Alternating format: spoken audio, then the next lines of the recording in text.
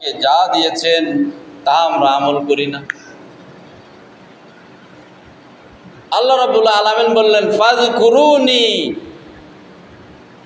তোমরা আমাকে স্মরণ করো। আল্লাহ বিধান দিলেন অথচ তার পদ্ধতি দিবেন না, এটা কি হতে পারে? আল্লাহ রাব্বুল আলামিন বললেন আমার স্মরণ করো, আমাকে জিকির করো, কিন্তু এই স্মরণ, এই জিকির আল্লাহ তাআলা বললেন অথচ এর বিধান দিবেন না, এমন কি হতে পারে? আল্লাহ রাব্বুল আলামিন আমাদেরকে দিয়েছেন ফাযকুরুনি আযকুরকুম ওয়াশকুরুলি ওয়ালা তাকফুরুন, তোমরা আমাকে স্মরণ করো, আমিও তোমাদের স্মরণ করব। এই স্মরণ করার অর্থ হচ্ছে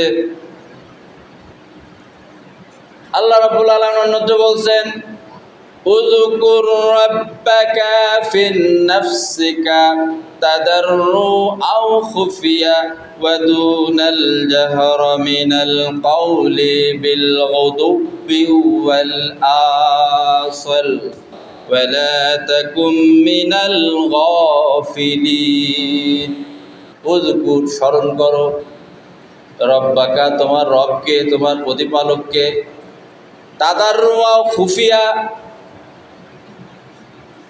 উচ্চ স্বরে নয়, মধ্য স্বরে অথবা তার থেকে একটি নিম্ন স্বরে আল্লাহকে স্মরণ করো।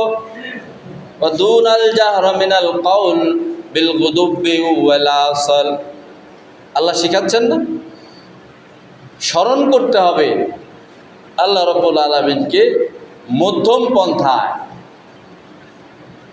এই স্মরণ মানে হচ্ছে জিকির, মানে হচ্ছে মাথা কুটে লা ইলাহা ইল্লাল্লাহ জিকির নয়,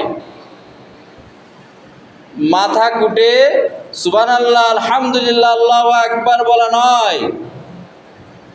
এই জিকির মানে হচ্ছে জীবনের প্রত্যেকটা ক্ষেত্রে আল্লাহ রাব্বুল আলামিনের ভয় করা, আদেশকে অনুসরণ করা।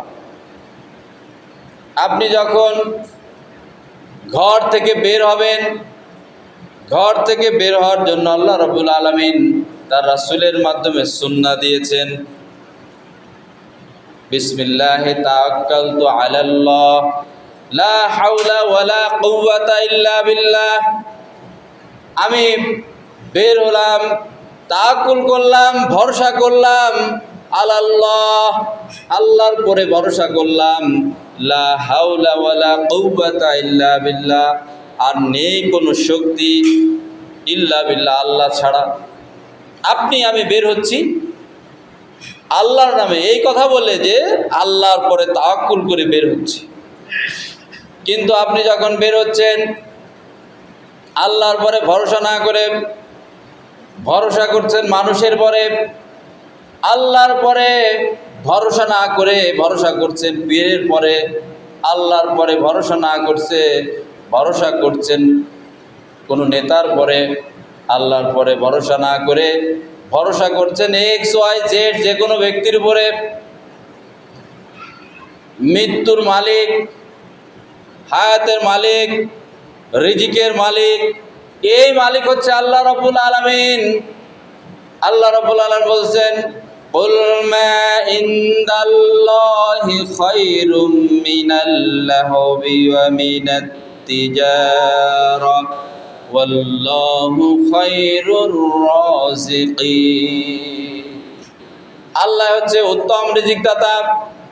তাহলে মেম্বার থেকে ইমাম সাহেবরা যদি এই বিশ্বাস করতেন আল্লাহ হচ্ছে উত্তম রিজিকদাতা, তাহলে হক কথা বলতে কোনো দ্বিধাবোধ করতেন না। এটা অন্যায়, এটা করা যাবে না। মসজিদের কমিটির সভাপতি যদি ঘুষখোর হয়, ঘুষের বিরুদ্ধে আলোচনা করতে হবে। যদি সেক্রেটারি সুদখোর হয়, সুদের বিরুদ্ধে আলোচনা করতে হবে। যে আসুক না কেন, আমার চাকরি থাক বা না থাক, আল্লাহর স্মরণ আমাকে করতেই হবে। আল্লাহ রাব্বুল আলামিন বলছেন ওয়া মান আসতাকা মিনাল্লাহি ওয়াকিলা, আল্লাহর চেয়ে উত্তম সত্যবাদী আর কে হতে পারে? আপনার রিজিকের মালিক আল্লাহ, আপনার হায়াতের মালিক আল্লাহ, কিন্তু আপনি যদি রিজিকের ভয় করে হক কথাগুলো আপনি না বলেন, তাহলে আল্লাহ স্মরণ করলেন না। শুধু সুবহানাল্লাহ আলহামদুলিল্লাহ মানে আল্লাহর স্মরণ নয়, শুধু সুবহানাল্লাহি ওয়া বিহামদিহি সুবহানাল্লাহিল আযীম আল্লাহর স্মরণ নয়, শুধু লা ইলাহা ইল্লাল্লাহু ওয়াহদাহু লা শারীকা লাহু লাহুল মুলক ওয়া লাহুল হামদ ওয়া হুয়া আলা কুল্লি শাইইন কদির, এ কথা আল্লাহর জিকির নয়। জীবনের প্রত্যেকটি ক্ষেত্রে আল্লাহ রাব্বুল আলামিন বলছেন, قل إن صلاتي ونسكي ومحياي ومماتي لله رب العالمين। হে রাসূল আপনি বলে দিন, ইন্না সলাতি নিশ্চিত আমার সলাত, ওয়া নুসুকি আমার কুরবানি, ওয়া মাহইয়ায়া আমার বেঁচে থাকা, ওয়া মামাতি আমার মরে যাওয়া, লিল্লাহি রাব্বিল আলামিন সব কিছু আল্লাহর জন্য। আমার জীবন আমার মরণ সব কিছু আল্লাহর জন্য, অন্য কারো জন্য নয়। কিন্তু আপনি যখন বের হচ্ছেন, আপনার জীবনের ভয় করছেন, আমি যদি এই কাজ করি, আল্লাহর দাওয়াত দিই, আমাকে ধরে নেওয়া হবে, আমাকে জেলে ভরা হবে, আমাকে ক্রসে দেওয়া হবে, আমাকে মেরে পেট কেটে বুড়িগঙ্গায় ভাসিয়ে দেওয়া হবে, আমাকে ভারতীয় র মোসাদ সিআইএ ধরে নিয়ে যাওয়া হবে, ধরে নিয়ে আমাকে গুম করে মেরে ফেলবে। এই ভয়ে আপনি যদি কোরআনের কথা না বলেন, তাহলে আল্লাহ রাব্বুল আলামিনের কিয়ামতের এই কঠিন ময়দানে আল্লাহ আপনাকে জিজ্ঞেস করবেন, তুমি কি জেনেছো আর কি আমল করো বলো। যদি আমি না জানি না বুঝি সেটা ভিন্ন কথা, সেটা আরেক অপরাধ। কারণ আল্লাহ রাব্বুল আলামিন বলছেন ইকরা কিতাবাক, যেমন আল্লাহ বলছেন ইকরা বিইসমি রাব্বিকাল্লাযী খালাক, পড়ো জানো তোমার রবের নামে যিনি তোমাকে সৃষ্টি করেছেন। আল্লাহ রাব্বুল আলামিন বলছেন ফা'লাম আন্নাহু লা ইলাহা ইল্লাল্লাহ, ফা'লাম আগে জানো, এরপরে তুমি ঘোষণা দাও লা ইলাহা ইল্লাল্লাহ, there is no god except almighty Allah subhanahu wa ta'ala। এই ঘোষণা দিতে গেলে, এই ডিক্লারেশন দিতে গেলে তোমাকে যে জিনিসটা আগে করতে হবে সেটা হচ্ছে তোমাকে জানতে হবে। সুতরাং জেনে শুনে আমল করতে হবে। আল্লাহ রাব্বুল আলামিন যে কথাগুলো বলেছেন, যে আল্লাহ তাআলা আমাকে যে রিজিক দিয়েছেন, এই রিজিকের মালিক আল্লাহ, হায়াতের মালিক আল্লাহ। আমার যে হায়াত আছে, এই হায়াত যতদিন আছে ততদিন আমি মরব না। আল্লাহ রাব্বুল আলামিন বলেছেন ইজা জাআ আজালুহুম লা ইস্তাকদিরুনা সাআতাও ওয়া লা ইস্তাকদিমুন। তোমার যে হায়াত, যা আজালুহুম যখন শেষ হয়ে যাবে, লা ইস্তাকদিরুনা সাআতাও ওয়া লা ইস্তাকদিমুন, তোমাকে এক সেকেন্ড ফিউ মোমেন্ট সময় দেওয়া হবে না। তুমি ভয় করো তোমার জীবনের, এই জীবনের মালিক ওয়া মাহইয়ায়া ওয়া মামাতি লিল্লাহি রাব্বিল আলামিন। তোমার জীবন তোমার মরণ সব কিছু আল্লাহর জন্য। কার জন্য তুমি আল্লাহর স্মরণ করো না? তুমি যখন ঘর থেকে বেরোচ্ছ তাওয়াক্কালতু আলাল্লাহ, অথচ যে তুমি তাওয়াক্কুল করতেছো মেম্বারের পরে, তাওয়াক্কুল করতেছো চেয়ারম্যানের পরে, তাওয়াক্কুল করতেছো তুমি নেতার পরে, তাওয়াক্কুল করছো এমপির পরে, তাওয়াক্কুল করছো তুমি স্বরাষ্ট্র মন্ত্রণালয়ের স্বরাষ্ট্রমন্ত্রীর পরে, যে সে আমাকে বাঁচিয়ে দিবে। আজকে আমাদের অবস্থা হয়েছে, আমরা সকলেই মুনাফিক হয়ে গিয়েছি। কারণ আল্লাহ রাব্বুল আলামিন মুনাফিকদের যে বৈশিষ্ট্য বর্ণনা করেছেন, আমাদের মধ্যে সেই বৈশিষ্ট্যগুলো রয়ে গিয়েছে। আল্লাহ রাব্বুল আলামিন মুনাফিকদের সম্পর্কে সুস্পষ্ট রূপে বলেছেন ইজা জাআকাল মুনাফিকুনা ক্বালু নাশহাদু ইন্নাকা লা রাসূলুল্লাহ। ওয়াল্লাহু ইয়ালামু ইন্নাকা লা রাসূলুহু ওয়াল্লাহু ইয়াশহাদু ইন্নাল মুনাফিকুনা লাকাযিবুন। মুনাফিকরা যখন আসে হে রাসূল আপনার কাছে, তখন বলে আল্লাহর কসম, আল্লাহর কিরে আপনি আল্লাহর রাসূল। আল্লাহু ইয়ালামু, আল্লাহ ভালো করে জানেন আপনি, ইন্নাকা লা রাসূলুহু, আপনি আমার রাসূল।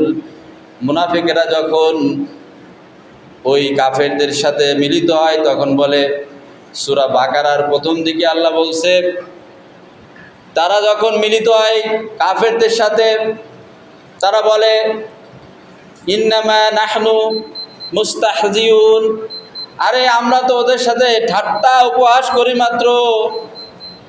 শুনে রাখো, আমরা তো তোমাদের সাথে আছি হে কাফেরেরা, মুসলমানদের সাথে তো আমরা নাই।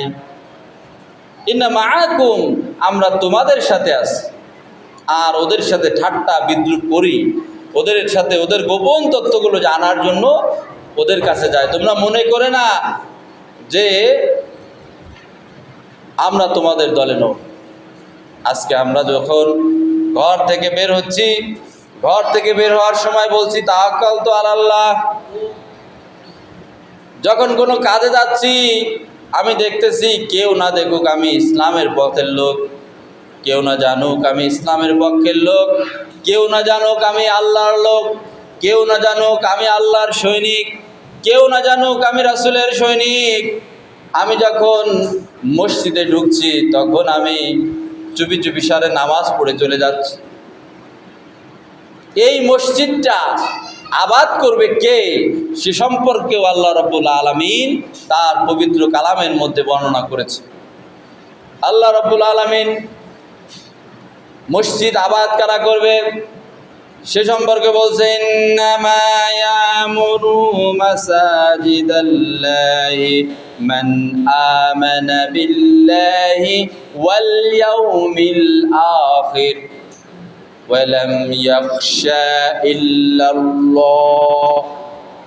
ইন্নামা ইয়ামুরু, নিশ্চিত তারা মসজিদের আবাদ করতে পারবে, মুতাল্লি হতে পারবে, মসজিদ কমিটির সভাপতি, সেক্রেটারি, কোষাধ্যক্ষ, সব হতে পারবে। ইন্নামা ইয়ামুরু মাসাজিদাল্লাহি মান আমানা বিল্লাহ, প্রথম শর্ত হতে হবে আল্লাহর প্রতি ঈমান আনতে হবে। মান আমানা বিল্লাহ, যে বা যারা আল্লাহর প্রতি ঈমান আনে। ওয়া আকামুস সালাহ, যারা নামাজ আদায় করে। আল্লাহ শেষ বলেছেন ওয়ালাম ইয়াখশা ইল্লাল্লাহ, যারা আল্লাহ ছাড়া আর কাউকে ভয় করবে না, তাওয়াক্কুল করবে, ভরসা করবে একমাত্র আল্লাহর পরে, ভয় করবে না, পুলিশের ভয় করবে না, র্যাবের ভয় করবে না, কোনো ধরনের কোনো সেনাবাহিনীর ভয় করবে না। ওয়ালাম ইয়াখশা ইল্লাল্লাহ, শুধুমাত্র কেবলমাত্র ভয় করবে আল্লাহ রাব্বুল আলামিনের, এছাড়া আর কাউকে ভয় করবে না। এরাই হচ্ছে মসজিদের মুতাল্লি হবে। সুতরাং আপনি তাওয়াক্কালতু আলাল্লাহ বলে বের হলেন, অথচ মসজিদে এসে আপনি আল্লাহর আইনের বিরোধী কথা বললেন। এই মসজিদে আমি যেখানে দাঁড়িয়ে আছি, মসজিদের পিছনের যে অংশটা, এই পিছনের অংশটাকে বলা হয় মেহরাব। মেহরাব মানে কি জানেন? অস্ত্রাগার, যেখানে অস্ত্র রাখা হয়। এই মসজিদে ছিল রাসূল সাল্লাল্লাহু আলাইহি ওয়াসাল্লামের ক্যান্টনমেন্ট, যেখান থেকে রাজনীতি পরিচালিত হতো, সমাজনীতি পরিচালিত হতো, অর্থনীতি পরিচালিত হতো। সাহাবা আজমাইন তাদের অস্ত্রগুলো মেহরাবে রেখে তারপরে নামাজ আদায় করত। এটাই ছিল সেই মসজিদ, যেখানে ছিল সেক্রেটারিয়েট, যেখানে ছিল জাতীয় সংসদ, বিধানসভা, যেখানে সকল অফিসের সেরা অফিস ছিল মসজিদ। অথচ আজ যদি মসজিদ থেকে কোরআনের ডাক দেওয়া হয়, আল্লাহর জমিনে আল্লাহর দিন প্রতিষ্ঠিত করার কথা বলা হয় মসজিদে রাজনীতি চলছে, মসজিদে রাজনীতি চলছে এই কথা বলা হয়। অথচ আল্লাহ রাব্বুল আলামিন তার হাবিবকে এই মসজিদের মাধ্যমেই, এই মসজিদে বসেই, মসজিদের সামনের অংশে অস্ত্র রেখেই বিচার কার্য পরিচালনা করতেন। এটা ছিল সুপ্রিম কোর্ট, এটা ছিল সেক্রেটারিয়েট, এটা সকল অফিসের শ্রেষ্ঠ অফিস ছিল। এটা ছিল বিধানসভা, এটা ছিল সংসদ সভা, আবার এটা ছিল রাষ্ট্রপতির বাসভবন, সব কিছু মিলায়েই ছিল মসজিদ। সুতরাং যারা বলে মসজিদে রাজনীতি চলবে না, মতান্তরে তারা আল্লাহর আইনকে উচ্ছেদ করে কাফের হতে চায়। যারা মসজিদ কেন্দ্রিক আল্লাহর বিধান পালন করতে চায়, আল্লাহর যে আইনগুলো আছে আইনগুলোর আলোচনা মসজিদে হতে বাধা দেয়। কারণ আল্লাহ রসুল সাল্লাল্লাহু আলাইহি ওয়াসাল্লাম এই মসজিদ থেকেই তার সেনাবাহিনী পরিচালনা করেছেন। আল্লাহ রাসূল সাল্লাল্লাহু আলাইহি ওয়াসাল্লাম এই মসজিদ থেকেই তার বিধানসভা, তার সংসদ পরিচালনা করেছেন। এই মসজিদ থেকেই ক্যান্টনমেন্ট পরিচালিত করেছেন। সাহাবা আজমাইন অস্ত্রের প্রশিক্ষণ নিয়েছে মসজিদের ভিতরেই, মসজিদের বাইরে ফাঁকা জায়গা এবং মসজিদের মধ্যেই অস্ত্র চালনার প্রশিক্ষণ নিয়েছেন সাহাবা আজমাইন, আল্লাহর জমিনে আল্লাহর দিন প্রতিষ্ঠিত করার জন্য। কোনো আইন চলবে না, কোনো শাসন চলবে না, কোনো বিধান চলবে না। ইনিল হুকমু ইল্লা লিল্লাহ, শুধুমাত্র আল্লাহর আইন দিয়ে এই সমাজ চলবে। এই যে রুল, এই যে সেকশন, এই রুল এবং সেকশনগুলো, অর্ডারগুলো মসজিদ থেকে পাস হয়েছে। আল্লাহ রাব্বুল আলামিন বলেছেন, হুয়াল্লাযী আরসালা রাসূলাহু বিল হুদা ওয়া দীনিল হক লিইয়ুযহিরাহু আলাদ-দীনি কুল্লি ওয়ালাউ কারিহাল মুশরিকুন। তিনি তার রাসূলকে প্রেরণ করেছেন একমাত্র শুধুমাত্র একটি উদ্দেশ্য দিয়ে, সকল মতবাদের পরে ইসলামটাকে প্রতিষ্ঠিত করবেন। ঠিক সেই মতবাদ প্রতিষ্ঠিত করার জন্য রাসূল সাল্লাল্লাহু আলাইহি ওয়াসাল্লাম মসজিদে বসে বিচার ফয়সালা করতেন। আল্লাহ তাআলা বলেন, ফালা ওয়া রাব্বিকা লা ইউমিনুনা হাত্তা ইউহাক্কিমুকা ফীমা শাজারা বাইনাহুম সুম্মা লা ইয়াজিদু ফী আনফুসিকুম হারাজাম মিম্মা কাযাইতা ওয়া ইউসাল্লিমু তাসলিমা। ফালা, বিআওয়ার, কেয়ারফুল, সাবধান, লা ইউমিনুনা হাত্তা, তোমরা ইমানদারি হতে পারবে না, ইউহাক্কিমুকা, যতক্ষণ পর্যন্ত বিচারক হিসাবে, লেজিসলেটিভ পাওয়ার হিসাবে, বিচারক হিসাবে, জাস্টিস হিসাবে আল্লাহ এবং তার রাসূলকে মেনে না নেন। আপনি বের হওয়ার সময় বলছেন তাওয়াক্কালতু আলাল্লাহ, বাইরে এসে বাম দিক দিয়ে চলাফেরা করছেন, যেটা ব্রিটিশের আইন। আপনি ইচ্ছায় হোক অনিচ্ছায় হোক ডান দিক দিয়ে চলতে পারছেন না। ডান দিক দিয়ে আপনি চলবেন, আপনার গাড়ি, আপনার বাহন নিশ্চিত অ্যাক্সিডেন্ট হবে।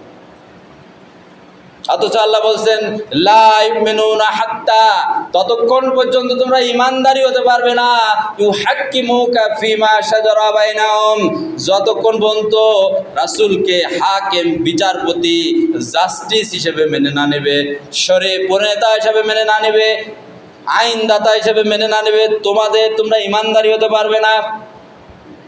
আজ যারা আমরা আল্লাহর আইনের বিপরীত চলি, আল্লাহর আইনকে বৃদ্ধাঙ্গুলি দিয়ে, বিভিন্ন রকম আইন দিয়ে বিচার ফয়সালা করি, কোর্টে করি, সেক্রেটারিয়েটে করি, সারা বাংলাদেশ জুড়ে যে আইনগুলো প্রচলিত আছে সে আইন দিয়ে করি, তারা ইমানদার হতেই পারবে না।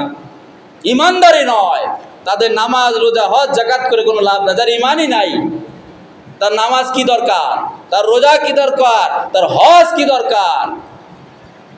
কোর্ট আছে, কোর্টে মসজিদ আছে, থানা আছে, থানায় মসজিদ আছে, এসপি অফিস আছে, এসপি অফিসের মসজিদ আছে, সেক্রেটারিয়েট আছে, সেক্রেটারিয়েটের মসজিদ আছে, সংসদ ভবন আছে, সংসদ ভবনের মসজিদ আছে, রাষ্ট্রপতির বাসভবন আছে, রাষ্ট্রপতির বাসভবনে মসজিদ আছে, প্রধানমন্ত্রীর বাসভবন আছে, প্রধানমন্ত্রীর বাসভবনে মসজিদ আছে।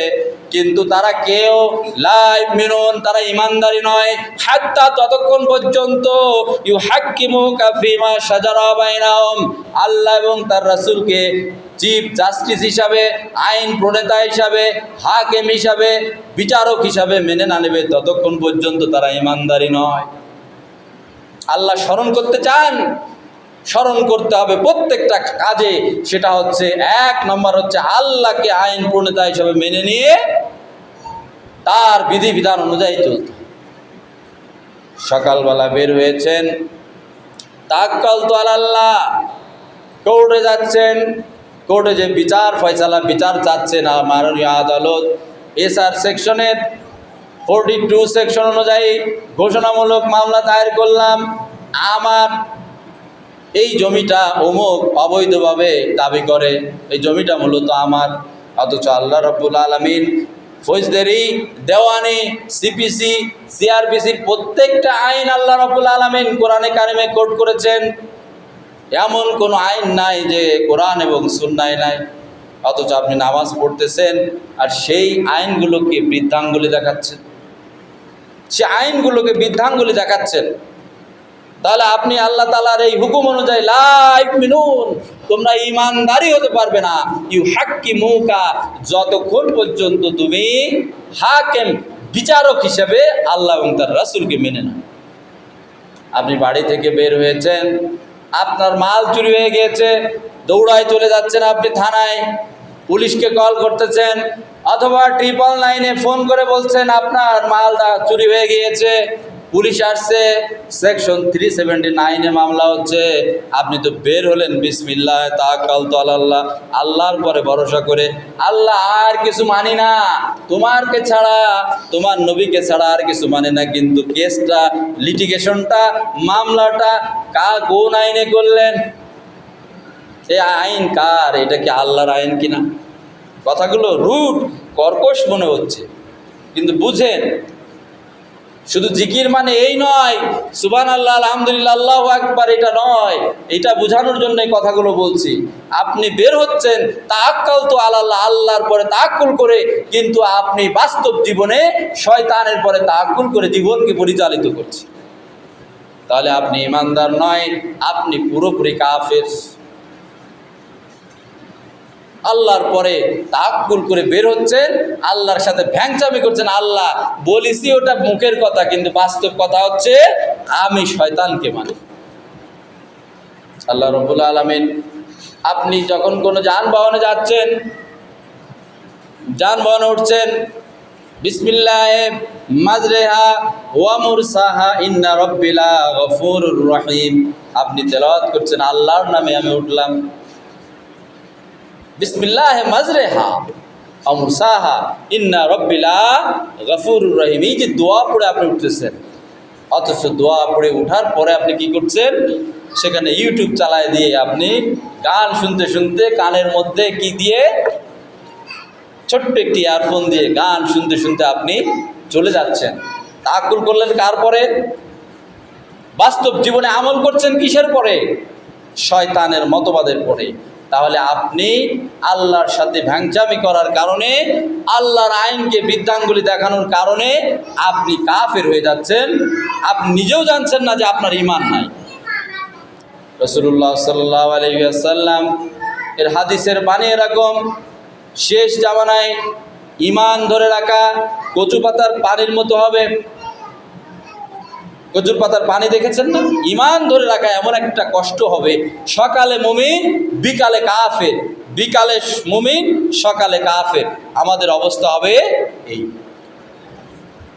এজন্য আমাদেরকে যদি এর থেকে মুক্তি পেতে হয়, আমাদেরকে যদি এই অবস্থা থেকে পরিবর্তন করতে হয়, তাহলে আমাদেরকে কি করতে হবে? ভালো করে শুনে রাখুন। আল্লাহ রাব্বুল আলামিন বলছেন, মা আতাকুমুর রাসূল ফাখুযুহু ওয়া মা নাহাকুম আনহু ফান্তাহু। মা আতাকুমুর রাসূল, আমার রাসূল তোমাদেরকে যা দিয়েছেন, ফাখুযু, যে জিনিস যেভাবে দিয়েছেন সেই জিনিসকে সেভাবে আঁকড়ে ধরো। রাসূল তোমাকে বিধান দিয়েছেন, তুমি যখন ঘুমাতে যাবা তখন বিসমিল্লাহে, আমরা কি পড়ি? আল্লাহুম্মা বিইসমিকা আমুতু ওয়া আহইয়া, আল্লাহ তোমার নামে আমি মরে গেলাম, আবার তোমার নামেই জাগ্রত। আপনি দোয়া পড়তেছেন, আল্লাহুম্মা বিইসমিকা আমুতু ওয়া আহইয়া, আল্লাহুম্মা বিইসমিকা আমুতু ওয়া আহইয়া, আপনি দোয়া পড়তেছেন কিন্তু আপনার দেখা যাচ্ছে কানে ইয়ারফোন, দোয়া পড়ে আপনি ঘুমাচ্ছেন, আর আপনার সারা রাত আপনার কানের মধ্যে সিনেমা চলতেছে, সারা রাত আপনার কানের মধ্যে গান, সারা রাত আপনার কানের মধ্যে ডিজে, বিভিন্ন রকম অনুষ্ঠান চলতেছে। ওই অবস্থায় যদি আপনি মারা যান, আপনি বললেন আল্লাহর নামে ঘুমাইছেন, কিন্তু আপনি মারা যাবেন কুফরি অবস্থায় মারা যাবেন। মদের গায়ে যদি বিসমিল্লাহ লেখা থাকে, ভালো করে বুঝেন, মদ যদি কেউ বিসমিল্লাহ বলে পান করে সে কাফির। যদি কেউ এমনি খায়, ভয় করে এটা অন্যায়, খাওয়া যাবে না, সে কাফির হয় না। কিন্তু কেউ যদি বিসমিল্লাহ বলে মদ পান করে সে পুরাঙ্গাঙ্গ কাফির। কারণ সে জানে আল্লাহ রাব্বুল আলামিন বলছেন ইন্নামাল খামরু ওয়াল মাইসিরু ওয়াল আজলামু রিজসুম মিন আমালিশ শায়াতিন, মদ, জুয়া, এই যে তীর দ্বারা ভাগ্য গণনা, শুকরের গোশ, এগুলো সব হারাম করে দেওয়া হয়েছে আল্লাহর পক্ষ থেকে। জানে তারপরও খায়, সে ফাসিক। কিন্তু যে ব্যক্তি বিসমিল্লাহ বলে মদ খাবে সে কাফির হয়ে যায়। ঠিক তদ্রূপ আপনি বিসমিল্লাহ আল্লাহুম্মা বিইসমিকা আমুতু ওয়া আহইয়া পড়ে ঘুমাচ্ছেন, আর আপনার কানে দিচ্ছেন ওগো তন্নি তরুলতা বন্নি আঁখি, বলো না তোমায় আমি কি নামে ডাকি। আরও কত গান এই যে বের হয়, এই যে গান, এই গান ইয়ারফোন কানে দিয়ে আপনি কি করছেন, ঘুমাচ্ছেন। আপনি বললেন কি বিসমিল্লাহে আল্লাহুম্মা বিইসমিকা আমুতু ওয়া আহইয়া, আল্লাহ তোমার নামে আমি ঘুমায় গেলাম, মরে গেলাম, আবার তোমার নামেই জাগ্রত হব, কিন্তু কানে কি দিচ্ছেন। এই কারণে আপনি ঘুমন্ত অবস্থায় কাফের হয়ে যাচ্ছেন। কথাগুলো রুট কর্কশ মনে হচ্ছে, কিন্তু একটু খেয়াল করে দেখুন, আমাদের জীবনের প্রত্যেকটা জায়গায় কিন্তু জিকির আছে। এটা কিন্তু একটা জিকির। আপনি যখন ঘুমোচ্ছেন, আপনি দোয়া পড়ছেন, এটা জিকির। যতক্ষণ পর্যন্ত আপনি ঘুমিয়ে থাকবেন, আপনার এই ঘুমানোটাও আমল সওয়াব হিসেবে বিবেচিত হবে। আপনি যদি শুধু এই কথাটুকু পড়েন আল্লাহুম্মা বিইসমিকা আমুতু ওয়া আহইয়া, আল্লাহ তোমার নামে মরে গেলাম, আবার তোমার নামে জাগ্রত হব। আপনি যদি আবার উঠে ফজরের নামাজ পড়েন, এই যে লিটিল ডিউরেশন, এই ডিউরেশনটা আপনার টোটাল ঘুমায় থাকলো ইবাদতের মধ্যে গণ্য হবে। আর এই কথা বলে যদি কানে ইয়ারফোন লাগাইয়া গান শুনতে শুনতে, সিনেমা দেখতে দেখতে, অথবা অন্য কোনো বাজে জিনিস দেখতে দেখতে আপনি ঘুমায় যান, তাহলে আপনি কাফের অবস্থায় ঘুমায় গেলেন। কেননা মদ যদি বিসমিল্লাহ বলে খান, আপনার যেমন কাফের হয়ে যাবেন, ঠিক তদ্রূপ আল্লাহর সামনে ভ্যাংচামি করার জন্য আপনি কাফের হয়ে যাবেন। এই অবস্থায় যদি আপনার মৃত্যু হয়, আপনি কুফরি অবস্থায় মৃত্যুবরণ করলেন। এই জন্য আপনি ঘুমান্ত অবস্থা থেকে আপনি যখন জেগে উঠলেন, আলহামদুলিল্লাহিল্লাযী আহইয়ানা বা'দা মা আমাতানা ওয়া ইলাইহিন নুশুর, জিকির আছে কি নেই? আল্লাহ সকল প্রশংসা তোমার, যিনি আমাকে মৃত্যু অবস্থা থেকে জীবিত দান করলেন। সারা রাত ইবাদত করলে যে সওয়াব হতো, এই দোয়া পড়ার কারণে আপনার সারা রাতের ইবাদতের সওয়াব আমল। এরপরে আপনি যখন ফজরের নামাজের দিকে যাচ্ছেন, হাইয়া আলাস সালাহ, এই আহ্বান শুনে যখন আপনি ফজরের নামাজের দিকে যাচ্ছেন, আল্লাহ রাব্বুল আলামিনের ইবাদত করছেন, আল্লাহ তাআলার বান্দা হিসাবে দাখিল হচ্ছে। আল্লাহ তাআলা বললেন ফাদখুলি ফি ইবাদি ওয়াদখুলি জান্নাতি, আগে আমার ইবাদতের মধ্যে, দাসত্বের মধ্যে, গোলামের মধ্যে দাখিল হ, এরপরে জান্নাতে যা। আপনি সকালবেলা উঠলেন, আল্লাহ রাব্বুল আলামিন এরপরে বলছেন ফাইযা কুদিয়াতিস সালাহ ফান্তাশিরু ফিল আরদ ওয়াবতাগু মিন ফাদলিল্লাহ, যখন তোমার নামাজ শেষ হয়ে যাবে, ফান্তাশিরু ফিল আরদ, জমিনে বের হয়ে পড়ো, ওয়াবতাগু, তালাশ করো, অন্বেষণ করো, মিন ফাদলিল্লাহ, রিজিক অন্বেষণ করো। তার মানে তোমার প্রফেশনের কাজগুলো করো। তুমি ব্যবসায়ী ব্যবসা করো, তুমি চাকরিজীবী চাকরি করো, তুমি যাই ভ্যান চালানোওয়ালা ভ্যান চালাও, তুমি রিক্সা চালানোওয়ালা রিক্সা চালাও, তুমি এরোপ্লেন চালানোওয়ালা এরোপ্লেন চালাও। যার যে পেশা আছে এই পেশার সাথে জুড়িয়ে যাও। নামাজ পড়ো, পেশার সাথে জুড়ে যাও, ব্যাস। যতটুকু সময় তুমি নামাজ পড়েছো সব হলো, যতটুকু সময় তুমি ব্যবসা করেছো, চাকরি করেছো সব হলো। কিন্তু ব্যবসায়ী ক্ষেত্রে যে আল্লাহ বলছেন ওয়াইলুল লিল মুতাফফিফিন আল্লাযীনা ইযা ইক্তালু আলান নাসি ইস্তাওফুন। ব্যবসায়ীরা শোনো, খবরদার, যখন তোমরা পরিমাপ করবা, তোমরা তো নেওয়ার সময় বেশি নাও আর দেওয়ার সময় কম দাও, সাবধান হয়ে যাও। এরকম যদি দাও তাহলে তোমাদের কঠিন অবস্থার মধ্যে পড়তে হবে। আপনি যদি ব্যবসায়ী মানুষ, আপনি যদি যা নিট এবং ক্লিন মাপ, সে মাপ দিয়ে দেন, যতক্ষণ আপনি ব্যবসা করবেন, আল্লাহ রাব্বুল আলামিন ফরজ ইবাদত করলে যেই সওয়াব হয়, এই সওয়াব আপনার আমলনামায় লিখতেই থাকবে। কারণ কিরামান কাতিবিনা ইয়ালামুনা মা তাফআলুন। সম্মানিত দুইজন ফেরেশতা আপনার কাঁধে আছে, যারা লিপিবদ্ধ করতে থাকবে। ইচ অ্যান্ড এভরি আমল, প্রত্যেকটা আমল আপনার লিপিবদ্ধ হবে। আপনি ব্যবসায়ী কি করতেছেন, ওজনে কম দিচ্ছেন, এটা আল্লাহ জানেন, এজন্য বলে দিয়েছেন তোমরা নামাজের পরে ফান্তাশিরু ফিল আরদ, জমিনে ছড়াই পড়বো। তবে সাবধান ব্যবসায়ীরা, ওজনে কম দিবা না, বেশি নিবা না। সাবধান চাকরিজীবীরা, খবরদার, উৎকোচ গ্রহণ করবে না। আর রাশি ওয়াল মুরতাশি ফিন নার, সুদদাতা, উৎকোচ দাতা, উৎকোচ গ্রহীতা সকলেই জানে। কিন্তু আপনি ফজরের নামাজ পড়ে দৌড়ে চলে গেলেন, জজ করে ফজরের নামাজ পড়ে দৌড়ায় চলে গেলেন। আপনার পুলিশের চাকরি করেন, পুলিশের কর্মক্ষেত্রে চলে গেলেন। আপনি বিভিন্ন চাকরি করেন, আপনি যে ট্রাফিকের চাকরি করেন, দাঁড়াইলেন, খামাখা একজনকে ধরে কেস দিবেন, কেস না দিয়ে তার কাছ থেকে টাকা খেয়ে তাকে ছেড়ে দিলেন। এটা কি হলো? এটা সুদ হলো না কি হলো? আপনি আবার এই অবস্থায় যে যদি নামাজে দাঁড়ান আর বলেন ইয়াকা না'বুদু ওয়া ইয়াকা নাস্তাইন, আর যদি আপনি বলেন সুবহানাল্লাহি ওয়া বিহামদিহি সুবহানাল্লাহিল আযীম, লা ইলাহা ইল্লাল্লাহু ওয়াহদাহু লা শারীকা লাহু লাহুল মুলক ওয়া লাহুল হামদু ওয়া হুয়া আলা কুল্লি শাইইন কাদির, হাজার হাজার বার তাসবিহ পাঠ করতে থাকেন। আপনার তাসবিহর কোনো দাম আছে কিনা আপনারা উত্তর দেন। আছে? কোনো দাম নাই। আপনি একটু আগে নামাজ পড়ে আল্লাহ বলছেন ফান্তাশিরু ফিল আরদ, জমিনে ছড়াই পড়ো, আর ওখানে যে খবরদার আর রাশি ওয়াল মুরতাশি ফিন নার,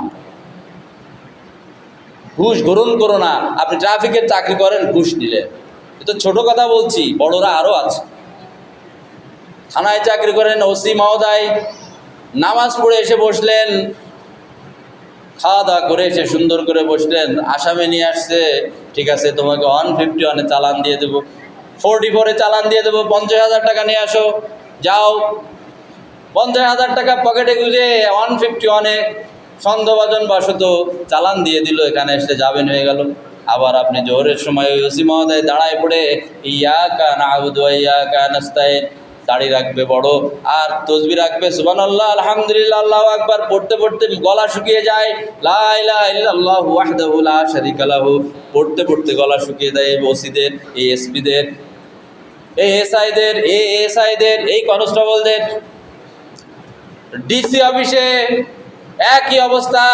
বসে বসে একটি খুসা 10,000 টাকা, 1 লাখ টাকায় 10,000 টাকা, মসজিদের টাকা হলেও দিতে হবে, কবরস্থানের টাকা দিলেও দিতে হবে। যেখানে যাবে মৃত্যুর পর সেই কবরস্থানের টাকাও লাখে 10,000 টাকা এরা নিয়ে থাকে। উপজেলা অফিসে তাই, জেলা পরিষদে তাই, এমন কোনো অফিস নাই যেখানে ঘুষ চলে না। আবার এরা বড় বড় দাড়ি রেখে মসজিদে এসে সুবহানাল্লাহ আলহামদুলিল্লাহ লা ইলাহা ইল্লাল্লাহ আল্লাহু আকবার ওয়া লিল্লাহিল হামদ, এই জিকিরের কথা কি আল্লাহ বলেছেন? যে আয়াত থেকে শুরু করেছিলাম ফাযকুরুনি আযকুরকুম। অনেকে বলেন যে এই জিকির মানে শুধু বারবার জিকির আওড়ায়, সুবহানাল্লাহ আলহামদুলিল্লাহ আল্লাহু আকবার 33 বারে পড়ো, 33 বার না। আল্লাহকে সব সময় স্মরণ করতে হবে প্রত্যেকটা কাজে। আপনি তো এগুলো পড়বেনই, আপনি ঘর থেকে বের হন বিসমিল্লাহ তাওয়াক্কালতু আলাল্লাহ, এটা পড়বেন, আল্লাহর পরে তাওয়াক্কুল করে বেরোবেন। কিন্তু বাস্তব জীবনে আপনাকে আমল করে দেখাতে হবে, আল্লাহ যার পরে তোমার পর আমি তাওয়াক্কুল করে এসেছি, তোমার আইনের বাইরে আমি যাই না। এটাই আমার জিকির। জিকির মানে মাথা কোটা নয়, কোন সাহাবী মাথা কুটে জিকির করেন নাই, কোন সাহাবী তাসবিহ গণনা করে জিকির করেন নাই। আমরা যে তাসবিহ গণনা করে জিকির করি এটা বেদাত। কোন সাহাবী তাসবিহ গণনা করেন নাই, বরং তারা হাত ইউজ করেছেন, সুবহানাল্লাহ, আলহামদুলিল্লাহ, আল্লাহু আকবার, কাউকে দেখাই করেন নাই। আমরা মুনাফিক হয়ে গিয়েছি। মুনাফিকরা যেমন আল্লাহ তাআলা বলছেন, ওয়াইযা ক্বামু ইলাস সালাতি ক্বামু খুসালা। মুনাফিকরা যখন নামাজ পড়বে দেখবেন তারা শৈথুল্যতা বশত নামাজ পড়ে। ইউরাউনান নাস, তারা মানুষ দেখানোর জন্য নামাজ পড়ে। আমাদের অবস্থা হয়েছে তাই, আমরা সুদ খাই, ঘুষ খাই, রাজধানী করি, ছিনতাই করি, ওজনে কম দিই, ডিসি অফিসের চেয়ারে বসে অবৈধ লেনদেন করি। ডিসি মহোদয় জানে না? জানে। জজ কোর্টের চেয়ারে বসে বেঞ্চ সহকারী, অফিস সহায়ক থেকে শুরু করে, শ্রেষ্ঠাদার থেকে শুরু করে, 50 টাকা থেকে শুরু করে 500 টাকা পর্যন্ত, 1000 টাকা পর্যন্ত, লাখ টাকা পর্যন্ত এরা কি ঘুষ নেয় না? এরাই আবার বড় বড় দাড়ি রেখে এসে সুবহানাল্লাহ, আলহামদুলিল্লাহ, কোন জান্নাতে যাব আমি বলে দাও রব্বুল আলামিন, ঘুষ খেয়ে এসেছি এখনই আমি বলে দাও রব্বুল আলামিন। এত সহজ। আল্লাহ বলছেন আহাসিবান নাস, মানুষ কি হিসাব করে নিয়েছে? আইয়ুতরাকু ওয়া ইয়াকুলু আমান্না, ঈমান আনিছে আর অমনি ছেড়ে দেওয়া হবে? দাড়ি রাখিস এত বড়, পাঞ্জামি এত বড়, জজ কোর্টে বসে, শ্রেষ্ঠাদারের চেয়ারে বসে হাজার হাজার টাকা পকেটে নিচ্ছ, তোমার ওই দাড়ির কোনো মূল্য নাই।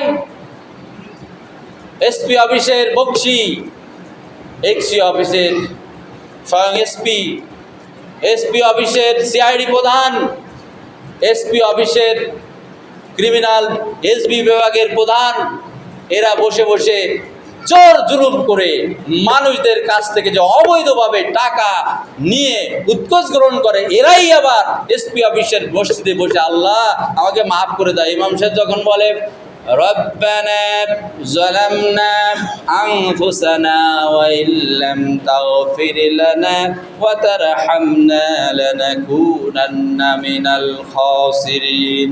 আর রব্বুল আলামিন, রব্বানা যালামনা, জুলুম করে ফেলেছি, আনফুসানা, আমার নিজের নফসের পরে, ওয়া ইল্লাম তাগফির লানা, তুমি ছাড়া মাফ করনে আল্লাহ কেউ নেই।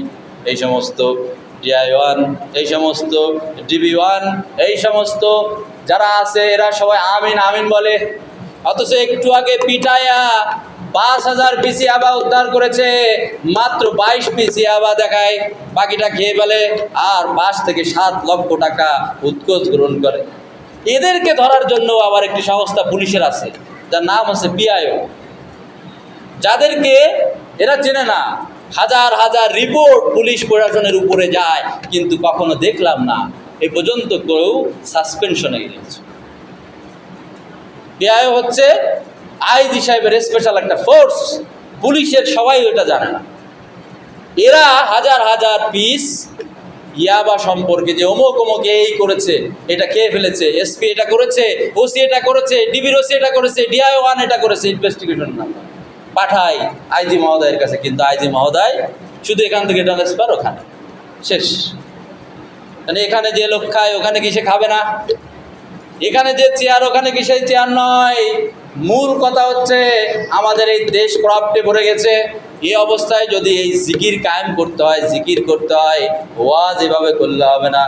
বলতে হবে যতক্ষণ তুমি সুদ না ছাড়বা, ঘুষ না ছাড়বা, সুবহানাল্লাহ বলে কোনো লাভ নাই।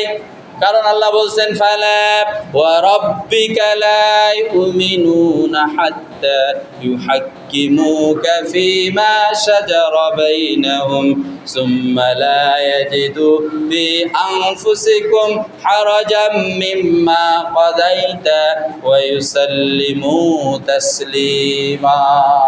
শুনে রাখো, বি আর কেয়ারফুল, লা ইউমিনু, তোমরা ইমানদার হতে পারবে না, ইউ হাক্কিমুকা, যতক্ষণ জাস্টিস হিসেবে আল্লাহ এবং তার রাসূলকে না মেনে নেবে।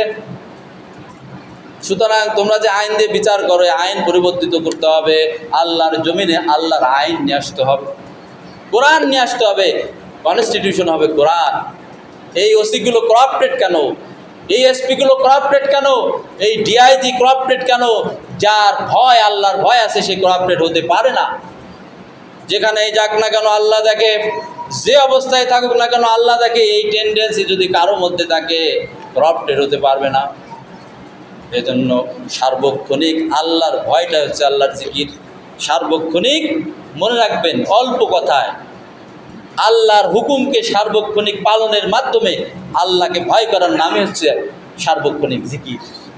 কোনো ব্যক্তি যদি জীবনে সুবহানাল্লাহ নাও বলে, আলহামদুলিল্লাহ নাও বলে, লা ইলাহা ইল্লাল্লাহ জিকির যদি নাও করে, সে যদি সার্বক্ষণিক আল্লাহকে ভয় করে জীবনের প্রত্যেকটি ক্ষেত্রে, যে হায় হায় এই যে সুদ নিব, এই সুদ তো আল্লাহ নিষেধ করেছেন। এই যে আমি ওজনে বেশি দেব কম দেব, এটা তো আল্লাহ নিষেধ করেছেন। এই যে আমি ঘুষ খাবো, এটা তো আল্লাহ নিষেধ করেছেন। আমি যে ডাকাতি করব, ছিনতাই করব, রাজধানী করব, এটা তো আল্লাহ নিষেধ করেছেন। আমি যে ইয়াবা মেরে দেব, এটা তো আল্লাহ নিষেধ করেছেন। আমি যে ইয়াবার ব্যবসা করব, এটা তো আল্লাহ নিষেধ করেছেন। গাঁজার ব্যবসা করব, আল্লাহ নিষেধ করেছেন। এই টেন্ডেন্সি নিয়ে যদি সে তার জীবনের পথ চলতে থাকে, আল্লাহ তাআলা সব গুনাহ তার মাফ করে দিবে।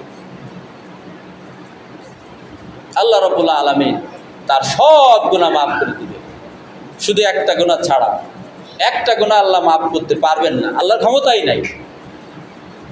একটি গুনাহ, এটা বলে আমি শেষ করে দেবো, একটি গুনাহ আল্লাহর ক্ষমতাই নেই যে আল্লাহ মাফ করবে। একটু নতুন শোনা যাচ্ছে না? আপনি যদি আমাকে একটি থাপ্পড় দেন খামাখা, কোনো কারণ নাই, আপনার অধিকার আছে, আপনার ক্ষমতা আছে, খামাখা আমি একটি থাপ্পড় দিলেন, যতক্ষণ আমি মাফ না করব আল্লাহ রাব্বুল আলামিন আপনাকে মাফ করবেন। আপনি আমার কাছ থেকে 5,000, 10,000, 20,000, লাখ, কোটি টাকা মেরে দিয়েছেন অবৈধভাবে, যতক্ষণ পর্যন্ত আমি আপনাকে মাফ না করব আল্লাহও আপনাকে মাফ করবেন না। আল্লাহর ক্ষমতাই নাই। আপনি সারা জীবন ঘুষ খেয়ে হজ করে এসে চিন্তা করলেন, আমার মনে হয় মাফ হয়ে গিয়েছে, হজ করার পর আমি হাজি হয়ে গেছি, আমার মাফ হয়ে গেছে। না, এত সহজ নয়। আপনি যতক্ষণ পর্যন্ত যাদের টাকা আত্মসাৎ করেছেন প্রত্যেককে ফিরিয়ে না দেবেন, আপনার হজ কবুল হবে না, আপনার নামাজ রোজা কবুল হবে না। এই জন্য আসুন সার্বক্ষণিক আল্লাহকে স্মরণ করি আমলের মাধ্যমে। কি আমল? আবারও বলি, এই দুইটা কথা মাথায় নেন। জিকির অর্থ হচ্ছে সার্বক্ষণিক আল্লাহকে স্মরণ করা আমলের মাধ্যমে, এটাই জিকির। বলেন আমরা সবাই একসাথে একটু বলি, জিকির। বলেন সবাই, জিকির হলো সার্বক্ষণিক আল্লাহর আইন পালন করার মাধ্যমে তাকে স্মরণ করা। আল্লাহর আইন পালন করার মাধ্যমে তাকে স্মরণ। আপনি চিন্তা রিসোর্টে চাকরি করেন, সেখানে আল্লাহর আইন বহির্ভূত কোনো কাজ হয় কিনা, যদি হয় চাকরি ছেড়ে দেন, এটাই আপনার জিকির। কারণ আল্লাহু খায়রুর রাযিকিন, আল্লাহ রিজিক দাতা। আপনি জজ করে চাকরি করেন, যদি সেখানে আল্লাহর আইন না চলে, আপনাকে বাধ্য করা, ছেড়ে দেন। আপনি পুলিশের চাকরি করেন, আপনাকে যদি সেখানে বাধ্য করা হয় যে ঘুষ দেয়, না হলে তো চাকরি থাকবে না, ছেড়ে দেন। কারণ আল্লাহু খায়রুর রাযিকিন, এটা মনে রাখতে হবে। জীবন চলে যাবে কিন্তু আপনি আল্লাহর আইন পালনে ব্যর্থ হবেন।